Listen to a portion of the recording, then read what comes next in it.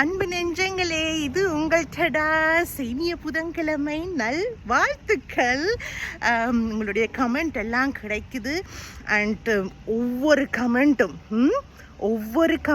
முடிந்த வரைக்கும் நான் வாசிக்கிறேன். நான் என் கணவருக்கு வாசித்து காட்டுறேன். நான் முடிந்த வரைக்கும் அண்ட் ட்ரை பண்ணுறேன். நான் கமெண்ட்டுக்கு ரிப்ளை பண்ண பல கமெண்ட்ஸுக்கு நான் ரிப்ளை பண்ணாட்டா மன்னிக்கவும். கொஞ்சம் வேலையும் இருக்குத்தானே, அதனால் கொஞ்சம் இந்த அக்காவை தங்கையை மேமை மன்னிக்கவும். Okay, alright. நேற்று வந்த கமெண்ட்ஸ் எல்லாமே எங்கள் மனசை கொண்ட கமெண்ட்ஸ். அதில் ஒரு கமெண்ட் பாருங்க. அதில் ஒரு கமெண்ட் சொன்னது, அக்கா நீங்கள் கொஞ்சம் இந்த அரேஞ்ச் மேரேஜை பற்றி அதில் ஃபேஸ் பண்ணுற சவால்களை பற்றி கொஞ்சம் கதையுங்க அப்படின்ட்டு. ஓகே, என்னுடைய அனுபவம் என்னன்றதை நான் உங்கள்கிட்ட ஷேர் பண்ணிக்கிறேன். ஒரு சின்ன லைட் டச்சஸ் ஷேர் பண்ணிக்கிறேனே. அதுக்கு முதல் ஒருத்தங்களை ரிஜெக்ட் பண்ணுறீங்களேன்னா உங்களுக்கு அதுக்கு எல்லா உரிமையும் இருக்குது. கல்யாணத்துக்கு நீங்கள் ஒரு பொண்ணோ மாப்பிளையை பார்க்கும் பட்சத்தில் உங்களுக்கு அவங்கள ஒத்து வராதுன்னு நினச்சிங்கன்னா நீங்கள் ரிஜெக்ட் பண்ணலாம். No problem. அதில் ரிஜெக்ட் பண்ணுறது தப்பு இல்லை. ஆனால் எந்த விதத்தில் ரிஜெக்ட் பண்ணுறீங்களன்றதை கொஞ்சம் அவதானித்து உங்களுடைய நடத்தையில் நீங்கள் காட்டுங்க. ஓகே, என்னுடைய இதில் நான் சொன்னேன் தானே, நான் 38 வயசில் தான் என்னுடைய கணவரை கல்யாணம் பண்ணேன். அதுக்கு முதல் நான் என்னுடைய பேரண்ட்ஸ் எல்லாருமே தமிழ். ஸோ நிறைய விஷயங்கள் நாங்கள் ஃபேஸ் பண்ணியிருப்போம். ஓகே, தமிழ் என்றாலே நிறைய ஃபேஸ் பண்ண வேண்டி வேறு ஒரு கட்டம் 20 வயசுலேருந்தே இப்போ மகளுக்கு கல்யாணம் ஆகலையாண்டு கேட்க துவங்கிடுவாங்க. சொசைட்டி ப்ரெஷர் இருக்குது. நான் ஒரு மூத்த மகள். ஸோ அப்போ நீங்கள் யோசிச்சு பாருங்க எவ்வளோ ப்ரெஷர் இருக்குமெண்டு. ஸோ அதோடு சேர்த்து 20 வயது முடிந்து 29, 30, 31 நெருங்கும் போது எவ்வளவோ எங்கே போனாலும் பார்ட்டிஸ், ஃபங்க்ஷன், இதுகள் அங்கண்டா அதெல்லாம் நான் போகிறதெல்லாம் குறைத்தே விட்டேன். அடியோடு குறைத்தாச்சு. ஆனால் எங்கள் அம்மா அப்பாவுக்கு அந்த கேள்விகள் எப்போவுமே கொண்டிருக்கும். அது வேறு விஷயம். நான் அதை பற்றி இன்னொரு வீடியோஸ்லாம் சொல்கிறேன்.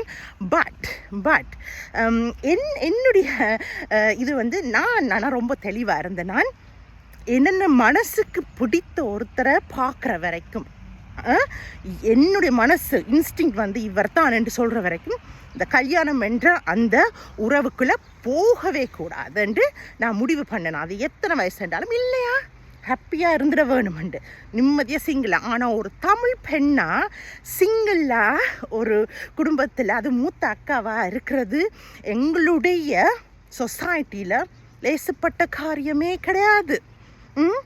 ஆனாலும் எல்லா எதிர்ப்பையும் நான் எதிர்த்து கொண்டு சிங்கிளாக இருந்தேன் 38 வயசு வரைக்கும். என்னுடைய பேரண்ட்ஸுக்கு நிறைய வேதனைகள் இருந்திருக்கலாம். அது அவங்களுடைய வேதனை எனக்கு புரியுது. ஆனால் இது என்னுடைய லைஃப்.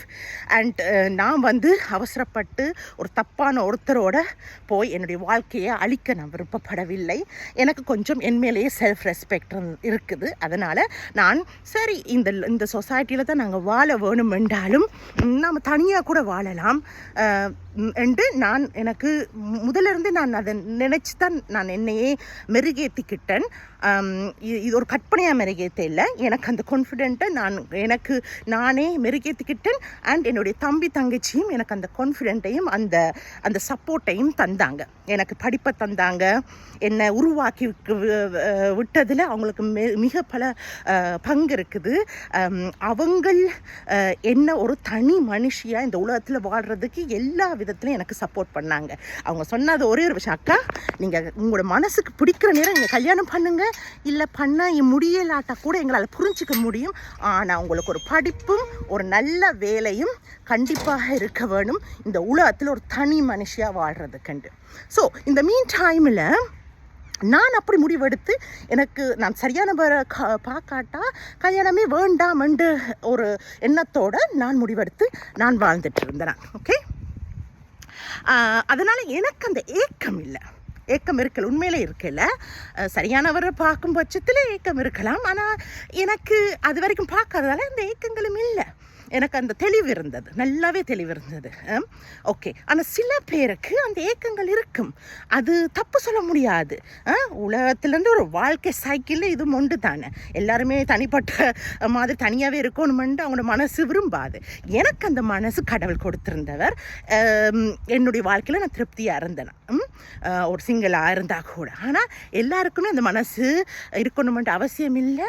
அண்ட் ஆல்சோ அது தப்பும் இல்லை. அப்படி இயற்கையாக யோசிக்கிறது, இந்த வயசில் எனக்கு கல்யாணம் ஆகணும் என்று யோசிக்கிறதும் தப்பு கிடையாது. ஓகே, ஆனால்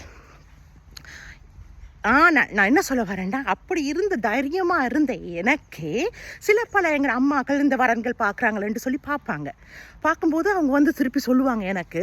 அப்போ நான் நல்லா இன்னும் உடம்பு அப்போ படிப்பும் பெருசாக 20 வயசுலேருந்து பார்க்க துவங்கினாங்க. படிப்பும் பெருசாக இல்லை. இன்றைக்கு நான் ஒரு 2 டிகிரி ஹோல்டர், எக்ஸ்பீரியன்ஸ் ஒரு கவர்மெண்ட் ஒர்க்கர், அது வேறு. ஆனால் அந்த டைமில் என்கிட்ட ஒன்றுமே இருந்தது இல்லை.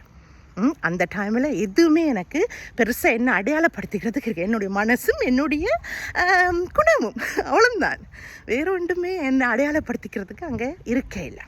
ஓகே, அப்போ அந்த டைமில் வரங்கள் பார்க்கும்போது அந்த மாப்பிள்ளைகள் சொன்னாங்களாம், இது நான் ஆண்களை இது அவமதிக்கவில்லை, நான் எனக்கு பார்க்கப்பட்ட அந்த கதை வந்தது அப்படித்தான். அவங்களோட ஆம்பளை மட்டும் இல்லை, சில பெண்கள், அவர்களோட தாய்மார்கள், சகோதரிகள், அவர்கள் கூட சொன்னார்களாம், பிள்ளை இவ்வளோ உடம்பாக இருக்குது, உடம்பை குறைக்க சொல்லுங்கள் அப்படின்னு.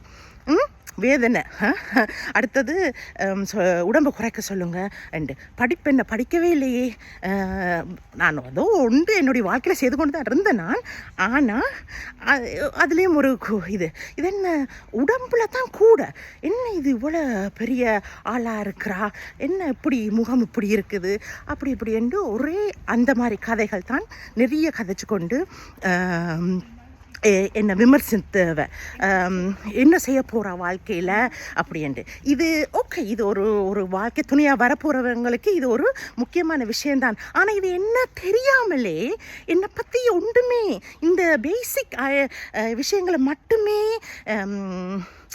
என்னுடைய அடையாளமாக எடுத்துக்கொண்டு என்னை ரிஜெக்ட் பண்ண நிறைய பேர் இருக்கிறாங்க. ஓகே,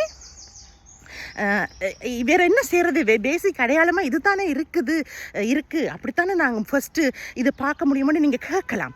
கண்டிப்பாக இதுதான் ஃபஸ்ட்டு. ஒரு மாப்பிள்ளையோ பொம்பளையோ பார்க்கும்போது என்ன படிச்சிருக்காங்க, எப்படி இருக்காங்க, ஃபோட்டோ பார்க்குற அப்படின்ற அதெல்லாம் சரிதான். ஆனால் அதை மட்டும் வச்சு ரிஜெக்ட் பண்ணாதீங்க. ஒரு பர்சனை அதை மட்டும் வச்சு அடையாளப்படுத்தாதீங்க. நீங்கள் கல்யாணம் பண்ண போகிறது நீங்கள் கல்யாணம் பண்ண போகிறது ஒரு மனிதரை அந்த மனிதருக்கு மனசில் ஆசைகள் இருக்கும், அந்த மனிதருக்கென்று ஒரு குணம் இருக்கும், அந்த மனிதருக்கு மேபி இப்போ வரைக்கும் எதுவும் சாதிக்க முடியாமல் இருந்திருக்கலாம், ஆனால் நல்ல தூய்மையான எண்ணங்கள் இருக்கும். இது எல்லாமே நீங்கள் பார்க்காமல் ஒருத்தங்களை ரிஜெக்ட் பண்ணக்கூடாது. வெளி தோற்றத்தையும் வெளியில் சொல்கிற எங்களுடைய தொழில், படிப்பு, அந்தஸ்துகளையும் வச்சு மட்டும் நீங்கள் ரிஜெக்ட் பண்ணக்கூடாது. அதையும் தாண்டி நீங்கள் உள்ளே பார்க்க வேணும். பார்த்துட்டு ஓகே சரியில்லைண்டு. ஆனால் அந்த ஃபர்ஸ்ட் ப்ராசஸ் எனக்கு விளங்குது. அந்த ஃபர்ஸ்ட் ப்ராசஸ் இந்த ஃபோட்டோவில் முடியும் தானே. ஃபோட்டோ அந்த என்ன படிச்சிருக்கிறாங்க அது அப்படி ஏதோ கேட்டு தான் அதோட அப்படி முடிக்கிறதுண்டு. வேண்டாம், இன்னும் கொஞ்சம் கூட போனால் அது பிறகு கூட உள்ளுக்குள்ளே போய் கனெக்ஷன் கூட போய் அவங்களோட மனசு இன்னும் புண்படுத்த விருப்பப்படாதவங்கன்றதால ஃபர்ஸ்ட்லேயே விருப்பம் இல்லைன்னு சொல்லிடுவாங்க போல இருக்கு ஃபோட்டோஸ் பார்த்து. அப்படித்தான் நினைக்கிறேன். அது ஓகே தான். ஆனால் அப்படி என்ன ஃபோட்டோஸ் பார்த்து பிடிக்கலன்னா ஒன்று சொல்லாதீங்க. எங்களோட மகனுக்கோ ஒத்து வராதுன்னு மட்டும் சொல்லுங்கள். ஆனால் இப்படி உடம்பாக இருக்குது அதாக இருக்குதுன்ட்டு உங்களுக்கு பிடிக்கல தானே போயிட்டே இருங்க. அதை விட்டுட்டு இன்னொரு பெற்றவங்கள்ட மனசை தங்களோட பிள்ளைகளை இட்டு கவலைப்பட வைக்காதீங்க. அதோடு சேர்த்து அந்த நபருக்குமே அது எவ்வளோ கவலையாக இருக்கும் சொல்லுங்கள் பாருங்கள். அந்த பாதிக்கப்பட்ட என் அம்மா எல்லாம் சொல்லுவாங்க, உனக்கு உடம்புன்னு சொல்கிறாங்க, உனக்கு படிப்பு இல்லைன்னு சொல்கிறாங்கன்னு சொல்லுவாங்க, சில நேரத்தில் சொல்லுவாங்க. கொஞ்சம் வெக்கமாக இருக்கும் தானே. உடம்புன்னு சொன்னோன்னு அம்மா நான் உடம்பு குறைப்பேன்னு சொல்லுவேன். ஆனால் அதுக்கு தனித்தனி காரணங்கள் இருக்குது. நான் சொல்ல வரவில்லை உடம்போடு இருக்கிறவங்க சரியாகத்தான் அப்படி குண்டாக இருக்கிறாங்க, இல்லை உடம்பு மெலிஞ்சுதான் ஒல்லியாக இருக்கிறாங்க, இது சரி, அதை பிள்ளைய நான் சொல்ல வரையில. ஆனால் ஆனால் ஒருத்தருடைய வெளி தோற்றத்தை மட்டும், அந்த அந்தஸ்துகளை மட்டும் வச்சு ஒருத்தரை கணிக்காதீங்க, ப்ளீஸ் கணிக்காதீங்க. அது சரியில்லை, அது தவறு. இனிமே ஆச்சு ரிஜெக்ட் எங்களோட சமுதாயத்தில் இந்த ரிஜெக்ஷன் நிறைய இருக்குது. எப்படி அதை செய்வீங்க? எப்படி செய்வீங்க? எனக்கு தைரியம் இருந்ததால் நான் நல்ல வடிவம் என்னுடைய தங்கச்சி சப்போர்ட்டோடு நான் சந்தோஷமாக தான் வாழ்ந்தேன். ஆனால் எல்லாருக்கும், எல்லா ஆண்மகளுக்கும் மகள்களுக்கும் இந்த தைரியம் இருக்காது. பூ போல் மனசை வச்சுட்டு இருப்பாங்க. அப்படி இருக்கிறவங்க நொந்து போயிடுவாங்க. அவங்களோட செல்ஃப் கான்ஃபிடென்ட் அடிபட்டு போயிடும். அதை நீங்கள் யோசிச்சு பாருங்க. ஓகே, நொந்து மனதைரியம் இல்லாமல் எத்தனை விஷயங்களாக இருக்கலாம். இப்போ சொசைட்டி ப்ரெஷர், அம்மா அப்பா ப்ரெஷர் எனக்கெல்லாம் நிறைய இருந்தது தெரியுமா. நான் தைரியமாக இல்லாட்டால், என்னுடைய சகோதரன் தைரியம் எனக்கு அவங்க சப்போர்ட் இல்லாட்டா நான் கூட இருந்திருப்பேன். நான் தெரியாது நிறைய விஷயங்கள். அதனாலேயே நிறைய கஷ்டங்கள் நான் அனுபவிச்சேன். ஆனால் எனக்கு அந்த கடவுள் கொடுத்த தைரியம், என்னுடைய சகோதரர்கள் கொடுத்த தைரியம். எங்கேயோ இருந்து வந்தார் என் கணவர், அப்படியே பிடிச்சி போச்சு. என்னை எனக்காகவே ஏற்றுக்கொண்டார் எல்லா விதத்துலேயும் எனக்காகவே. ஓகே, அவர் பர்ஃபெக்ட் மேன் என்று நான் சொல்ல வர இல்லை, ஆனால் அவர் ஒரு அருமையான மனிதர், எனக்கு அருமையான மனிதர். 90% என்னால் அவருக்கு குறை கண்டுபிடிக்க முடியாது. 10% அது சகஜம். அதெல்லாம் காம்ப்ரமைஸ் நான் பண்ணுறேன். என்ன 90% ஒரு நல்லவரே, எனக்காக ஏற்றுக்கொண்டவர், என்னை இவ்வளோ சந்தோஷமாக வச்சு கொண்டிருக்கிறார். என்னுடைய சகோதரர்கள் என்னை விட்டு நான் பிரியக்கூடாதுன்றதால அவர்களையும் சேர்ந்து எல்லாரோடையும் சந்தோஷமாக என்னை வச்சு கொண்டிருக்கிறார். எனக்கு பிடிச்சது செய்கிறார், எனக்கு பிடிக்கிற உடுக்க விடுறார், எனக்கு பிடிச்சது சாப்பிட விடுறார். எல்லாமே எனக்கு பிடிச்சது, நான் சந்தோஷமாக இருக்கணும், அவ்வளோந்தான்.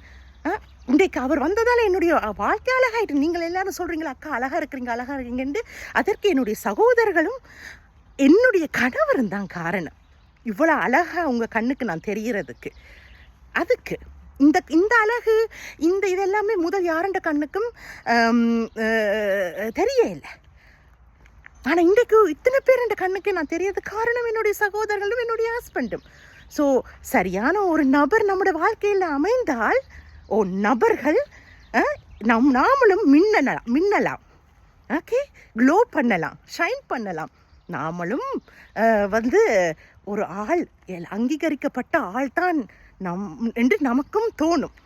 ஸோ அந்த சரியான நபர், ஒரு வாழ்க்கை நபராக இருந்தால் இன்னும் எப்படி இருக்கும், வாழ்க்கை துணையா இருந்தால் இன்னும் எப்படி இருக்கும். ஸோ அதை தான் நான் உங்ககிட்ட சொல்கிறேன். அதனால் ஒருத்தங்களை ரிஜெக்ட் பண்ணுறதுக்கு ரொம்ப யோசிங்க. ரிஜெக்ட் பண்ணுறது தவறு இல்லை, ஆனால் அப்படி ரிஜெக்ட் பண்ணும்போது யாரையும் புண்படுத்தாமல் நீங்கள் பார்த்துக்கொள்ளுங்க. அவ்வளோ தான் நான் சொல்லுவேன். ஓகே, இந்த மாதிரி டிஸ்கிரிமினேஷன், ஒரு நாய்க்குட்டி பாருங்க போகுது, இந்த மாதிரி டிஸ்கிரிமினேஷன் இதுகளெல்லாம் செய்யாமல், அவமதிக்காமல் ஆக்கண்ட மனசையும் ஒருக்க பார்த்து யோசிச்சு பாருங்க. நீங்கள் ரிஜெக்ட் பண்ணுறது மனிதர்களை பெருசாக புண்படுத்த வேண்டாம். விருப்பம் இல்லையே அப்படியே விடுங்க. வார்த்தைகளால் புண்படுத்த வேண்டாம். உங்களுடைய கமெண்ட்ஸ்களையும் நீங்கள் சொல்ல வேண்டாம், விடுங்க. உங்களுக்கு விருப்பம் இல்லைன்னு சொன்னால் அது மரியாதை. Okay, have a great day, my dears. Bye.